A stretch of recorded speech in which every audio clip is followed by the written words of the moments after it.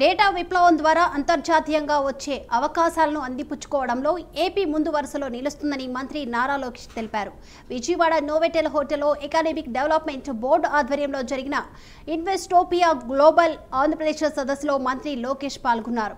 AI and data సెంటర్పై జరిగిన చర్చల్లో పాల్గొన్న మంత్రి సౌత్ ఏషియాలోనే తొలి 152 బిట్ క్వాంటమ్ కంప్యూటర్ అమరావతిలో జనవరిలో ఆవిష్కృతం కాబోతుందన్నారు. ఇది యావత్ ఎకో సిస్టమ్ను మార్చబోతుందని కూడా తెలిపారు.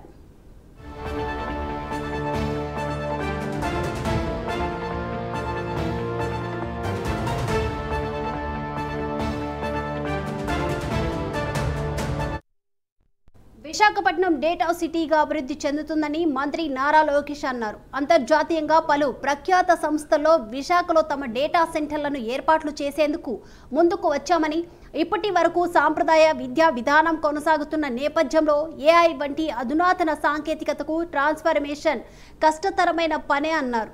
అంతర్జాతీయంగా వస్తున్న మార్పులకు అనుగుణంగా పాలిటెక్నిక్, డిగ్రీ, ఇంజనీరింగ్ విద్యలో ఏఐ స్కిల్ డెవలప్మెంట్ ప్రోగ్రాంలను ప్రవేశపెడుతున్నామని కూడా నారా లోకేష్ తెలిపారు. ఏఐ, క్వాంటమ్ కంప్యూటింగ్ వంటి పాఠ్యాంశాలతో కరికులంలో సమూల మార్పులు తెస్తున్నామన్నారు.